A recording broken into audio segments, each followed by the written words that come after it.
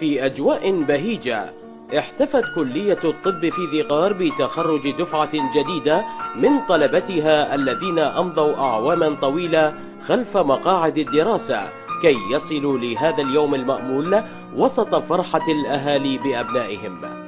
في البداية أهنئ زملائي جميعا بهذا التخرج متمنيا لهم الموفقية والنجاح إن شاء الله. كما في المرحلة الأولى بدأنا دراستنا بكلمة الإنسانية سننهيها بالإنسانية. أحب أشكر أهلي وأصدقائي وأخواني وكل اللي ساندوني بهذه المناسبة، وأحب أشكر الأطباء اللي زرعوا بي محبة الطب، وإن شاء الله الدفعة الثامنة لطب ذي قار السنة تكون أكثر تفوقا من الدفعات السابقة بخدمة العراق والمجتمع.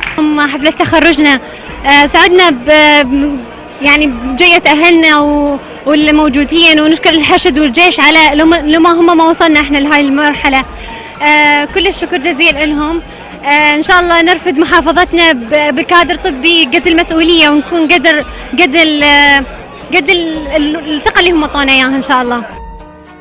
رئاسة جامعة ذي قار بدورها أكدت أن كلية الطب من الكليات المميزة على مستوى العراق، وفيها كادر تدريسي جيد، ولذا فإن الاحتفال بتخرج دفعة جديدة يمثل نقطة شروع أخرى نحو إعداد كادر طبي متميز من أبناء المحافظة والعراق عموما.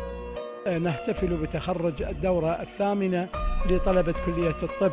هذه مناسبة سعيدة نزفها إلى أبناء محافظة ذي قار وإلى أبناء العراق، لأن هؤلاء الطلبة إن شاء الله تدربوا خلال 6 سنوات هذه وتخرجوا أطباء بعون الله تعالى، سينطلقون إلى ميدان العمل لخدمة أبناء محافظتنا أولا وخدمة العراق. نحتفل في هذا اليوم المبارك بتخرج دفعة من طلبتنا الجدد لرفد دائرة صحة ذي قار ومستشفيات المحافظة لأطباء جدد. هذه الدفعة عددهم 43 طالب، ومجموع طلاب كلية الطب هم 520.